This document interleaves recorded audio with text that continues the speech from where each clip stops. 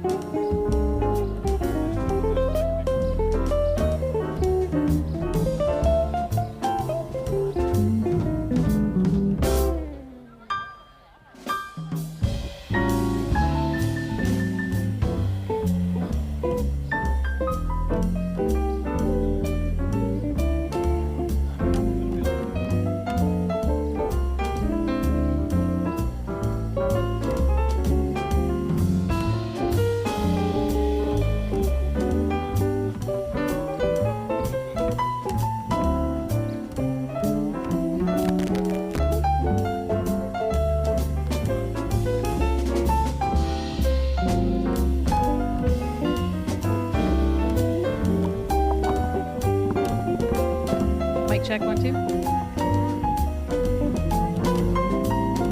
Mary, can you hear me? Mary, mic check.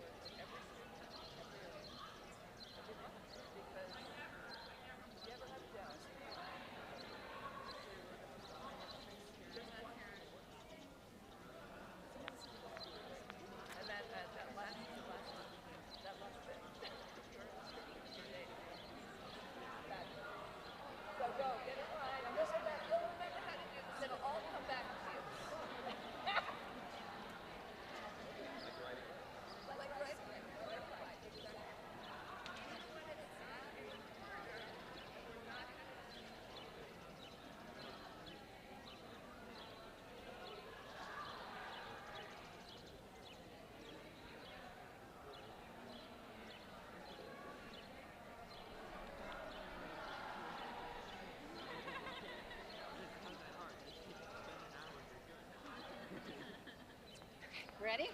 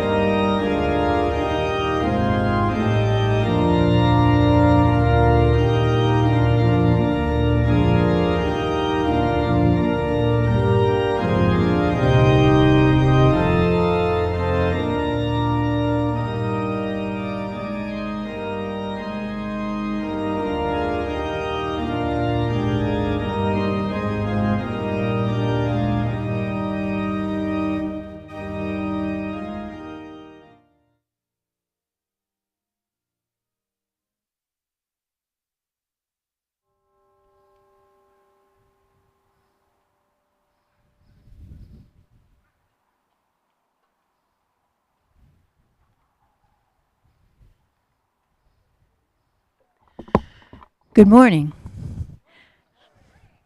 I like the response. Appreciate that. I'm going to be reading an excerpt from Rainer Maria Rilke, and there's a little story behind this quote. And there was a Prussian poet named Franz Capus who went to a military school and was also a poet, which is always an interesting juxtaposition. Not a lot of poets, maybe. I don't know. Poets in the military? Mr. Montgomery? Yes?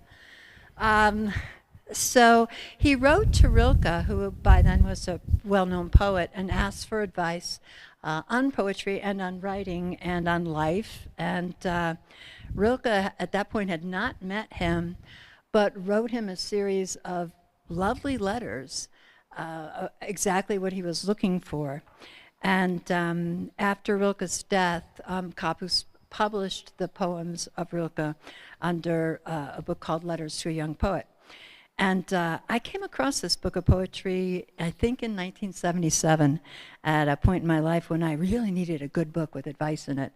And I happened to take it off of a shelf, open up the book, and come to this advice. So I'm going to share it with you here today, what Rilke had to say about poetry and about life. Here, where I'm surrounded by an enormous landscape, which the winds move across as they come from the seas. Here I feel that there is no one anywhere who can answer for you those questions and feelings which in their depths have a life of their own. For even the most articulate people are unable to help, since what words point to is so very delicate, it is almost unsayable. But even so, I think that you will not have to remain without a solution if you trust in things that are like the ones my eyes are now resting upon. If you trust in nature, in what is simple in nature, in the small things that hardly anyone sees and that can so suddenly become huge, immeasurable, if you have this love for what is humble and try very simply, as someone who serves, to win the confidence of what seems poor, then everything will become easier for you, more coherent, and somehow more reconciling, not in your conscious mind perhaps, which stays behind, astonished, but in your innermost awareness, awakeness, and knowledge. You are so young, so much before all beginning, and I would like to beg you, dear sir, as well as I can, to have patience with everything unresolved in your heart, and try to love the questions themselves as if they were locked rooms or books written in a very foreign language. Do not search for the answers which cannot be given to you now, because you would not be able to live them. And the point is to live everything. Live the questions now. Perhaps then, someday far in the future, you will gradually, without even noticing it, live your way into the answer. Perhaps you do carry within you the possibility of creating and forming as an especially blessed and pure way of living. Train yourself for that, but take whatever comes with great trust, and as long as it comes out of your will, out of some need of your innermost self, then take it upon yourself and hate nothing.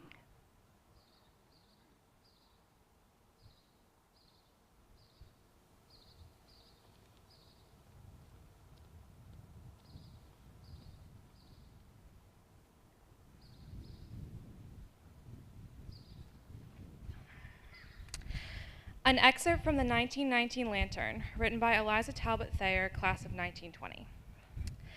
The thing I want to impress upon your minds now is the fun you're going to have, the pure, simple joy of doing and seeing, of learning and living that you can find here, as I believe, in no other place on earth.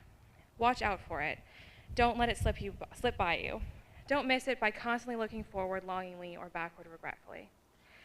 There is joy in the early mornings when you get up for hockey. Breathe in the frosty air and stamp your sneakered feet in the wet grass. There's joy in the beauty, the sun shining on the girls' heads as they come across the quad from the schoolroom, the quiet twilight when all are kneeling in evening chapel. There's fun in the athletics, fun in the bumps you get, fun in the studying. Yes, really, there is. And there's fun in writing for the Lantern. There are wonderful, lovely things in store for you in every phase of life here. We know who have it nearly all behind us now, and we want you to love Westover as we do.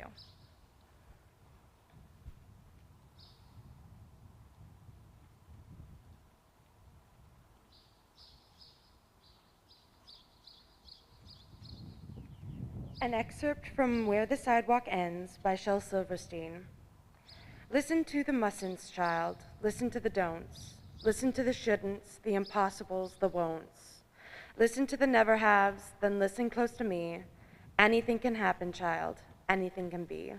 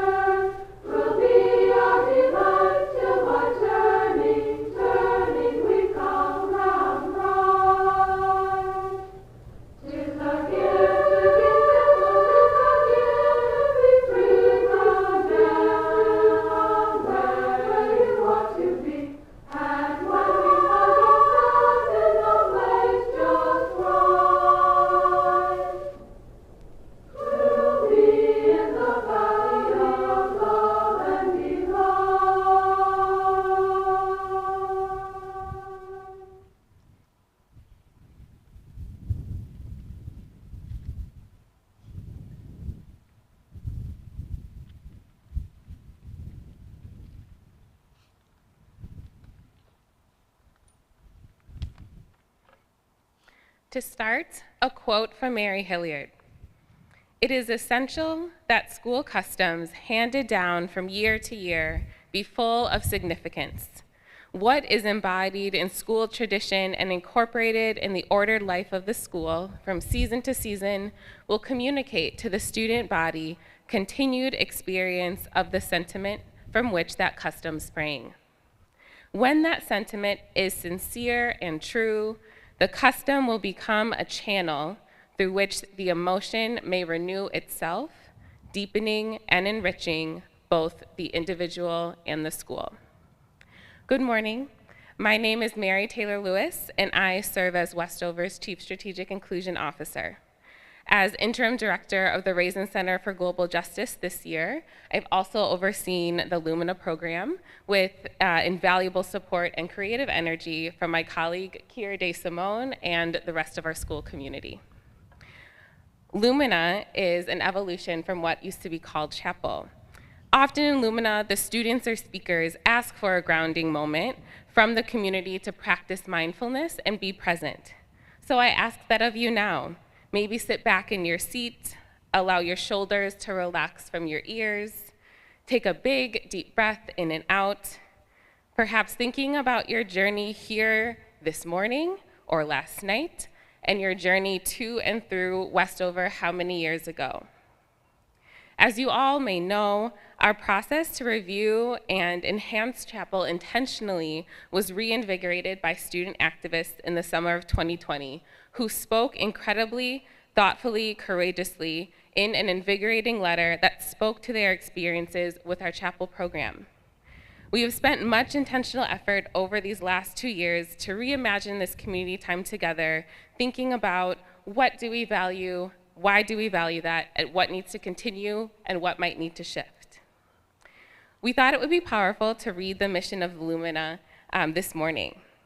Westover's Lumina program empowers community members of all identities and beliefs to explore, question, reflect on their own and others' ideas in an inclusive spiritual space. This intentional community gathering, rooted in mindfulness, challenges community members to pause and be more present. In addition, Lumina provides shared moments of both gravity and levity through music, oration, and personal narrative. The cornerstone of the Lumina program is the talks, which highlight student, adult, and guest voices. Lumina connects us not only with ourselves and others, but also with the rich history of the school and the world beyond Westover. As a school, we are committed to the work of fostering an inclusive community and gathering space, one that is centered on belonging and prioritizing student input and leadership in the program. Mary Hillard's quote speaks to this intentionality in creating spaces with students that endure and transition to best center their needs as time goes on. The evolution of Chapel to Lumina with the threaded continuation of storytelling, learning together, and being in community has been just that. I now want to invite up Kiera DeSimone, class of 2016, fabulous community member, dorm faculty, and inclusion program coordinator to share their thoughts on the evolution of the Lumina program. Thank you.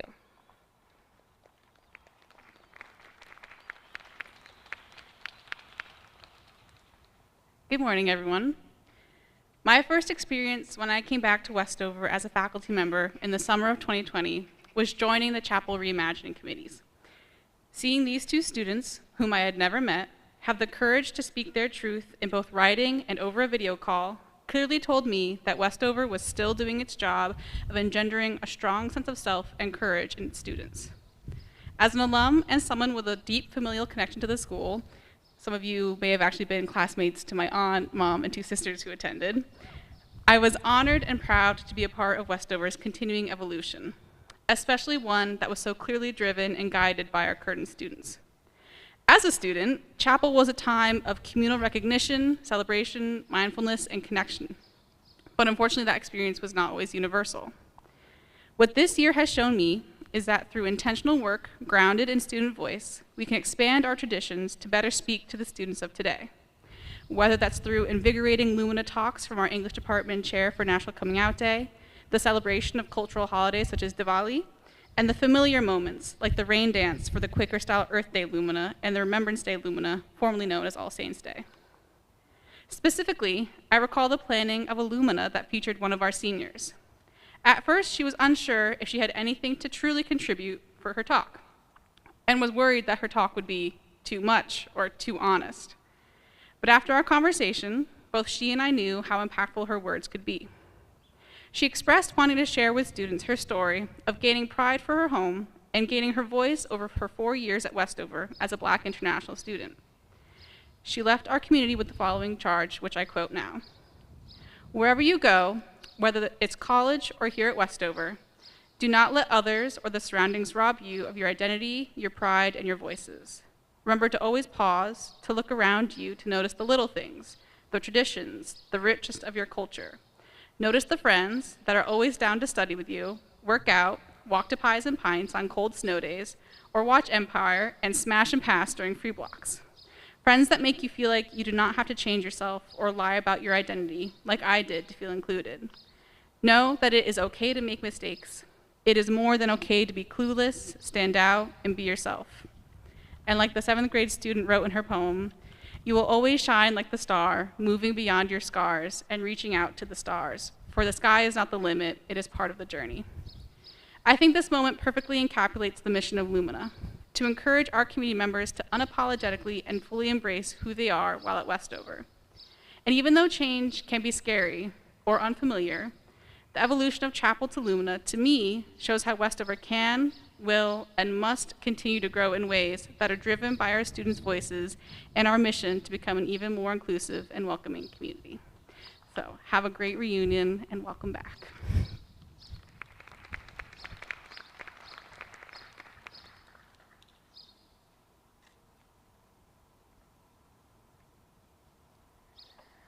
One of the things I think we've all learned about COVID is there's a lot of surprises every day, and you have to be able, I'm going to use a sports analogy just because I don't do them very well and I just want to try it and see how it works. And I don't really know what it means, but I think it's right. Drop back and punt, right? Okay, so when I woke up this morning, I didn't know I was going to be speaking because someone has had to been unable to give a very important talk So you're going to have mine instead, which I'll do what I can here. So I've been teaching English for 39 years, and I've been through the remote teaching and everything else, and I've learned that you need to monitor and adjust. You show up and you figure out and you move on. But the other part of it is, I'm a Westover girl and we rise up. That's what we do. And we are confident and we are connected. And when someone says, can you do this, we do it. So last night I was getting a sense of that as I was singing with the Glee Club, kind of faltering at first because I don't know about you, but I don't sing Ave Verum Corpus very often. But as soon as I started, it all came back to me. And I said, oh yeah, I got this. I know how to do this. This is me, and I am connected to these people also singing this music. And my mother was also going, good honey, but breathe a little bit more, please. No, because she's always here, encouraging me. But I think in singing Ave Verum Corpus, I also was thinking about, I do sing in the car quite a bit. And we all know how great we sound in the car, right? We can all sing in the car or the shower. And I have sung Jerusalem driving down the highway with the windows up. And I'm pretty much assured that no one around me is also singing it. But the music that we share is something that keeps our connection going. We're also the women who will, if we're watching some sort of BBC movie where Jerusalem is played, we will stand up in our living rooms and sing along. We're the ones who know the words. And that's one of the things that holds us together. So when we're coming back here, it's as we're kind of moving back and forth in time. We're remembering all those things from the past, but we're also thinking about here I am among these people in this moment. And we're also thinking about the future, because I look out at my friend Deirdre there, and Deirdre and I were unified on the soccer field, and now she's the first person I would call when I'm beginning to falter, and she would talk me back into being okay again, and that connection will go on forever. And I think also there's connections that I have had with people at Westover that I haven't ever met. And that brings me to this book I have that I happened to throw in my bag before I left, just in case I was asked to do this talk. And I have that kind of presence of mind. And in 1976, I was sitting over there watching all the people get called up for prizes, knowing, sit right down there, you're not going anywhere.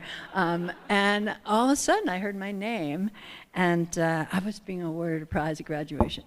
And it's kind of funny what it was. And it's the Elizabeth Corcoran Gamble Prize for the greatest improvement in the writing of poetry. I have thought over the years, why was improvement necessary? You know, like, how bad was I? You know? So you move from a limerick to a haiku. Good job. But I always kind of thought, you know, this was something I didn't expect, and Westover was like that for me. There was many, many gifts I didn't expect. So I looked at this book over, and one of the things about being an English teacher is we have this secret pact that we really know everything, and we know all the intentions of all the writers ever. It's like, I can definitively say in my classroom, that's what Emily Dickinson meant, and they need to believe me. So this was kind of a riddle that I was trying to solve. And it was written by Elizabeth Corcoran, and she became Elizabeth Corcoran Gamble. And another interesting connection, she would have been at Westover in the years that Arch Montgomery's mother was here, so there might be a connection there. And unfortunately, she died at the age of 26, and her husband gathered together the writing that she had done and had this book privately published. And in the end of his introduction, he said, as unfinished as is much of this work, the fragments of creation in this world are of value and will not be lost, but are conserved in the world to come. In this nursery of creation, no life story is ever finished. There's an incompleteness about it, unfinished pages are scattered over it. And when we quit life, it is with fighting reluctance, because our earthly life is still in the process of creation. Like her writings, Brownie's life was only partly finished, and like her fight to continue to create, her battle for life was unexcelled. She died at the age of 26 after a March snowfall. The work begun here will be completed there, where freedom is ensured to complete the unfinished thought, to rewrite and revamp the tangled lines, to create anew eternally.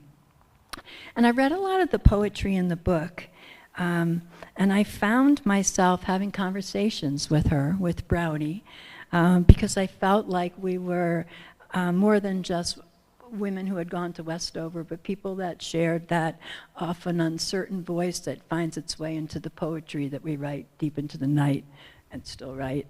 And there's this poem that I'm going to share with you that, as I said, since English teachers know everything, I am pretty sure she wrote this right after graduation from Westover, and the dates kind of indicate this. And I'm going to imagine that she was thinking back, and she might have been going through maybe a period of a little bit of lack of self-belief. And she actually is very clearly looking back to Westover here. And what she records in this poem, I think each of you is going to say, oh, that's my place too. So it's called The Wasteland. Newspapers lie torn upon peeling leather, dated tomorrow, tight rolled in a paper band, cigarettes on the grate and on the mantel milk, curdled and sour that the cat will not touch. My fingers under her soft sheen ripple feel deep in fur darkness warm, while her green eyes glow in the darkness, in the doorway eyes. This is the part you're going to go, oh yeah, okay. There is no pool of stagnant platinum upon a chapel floor as long ago. Where kneeling, I had seen the lattice work of shadow from the window and compared it to a fairy scene. For there is now no chapel floor, and rarely do I kneel. No pool of platinum where ochre light stains ochre wood and faces bowed to books, yet now is bound to them by metal threads, the lattice window and the moving moon. Oh, now I know myself, yet what am I? Crumb taker of intellectual spreads, wood hermit here among my fears and dreads, listening to wall away myself, sclerosis of creative mind, paralysis of written word. I am cut off from myself, all images. Once in my mind, the summer mountain day, a line of aspens, silver tinkling, and I among the grasses, poetry, sunlight and grass and solid self-belief, mountains and lake blue far, blue deep, belief, blue sky, rejoicing, burning blue, searing me, branding there a stamp, go right. And I felt that was an admonition to all of us to take those thoughts and to publish them for whoever comes along the way. So this is one of those moments that draws us all together, that fills us with connection and confidence, and one of the many blessings that Westover has given us all and that binds us all together. Thank you.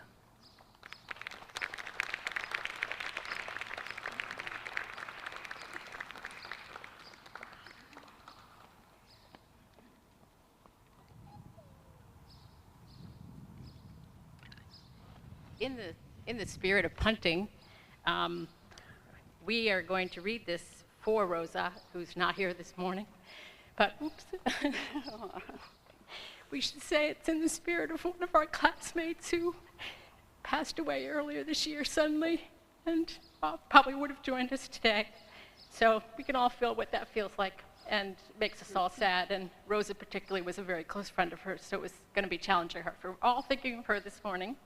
And I was going to make a joke, but it probably is not relevant. You can go ahead. No, about how Mary Jane would find it funny that Rosa is not here, and we are reading on her behalf.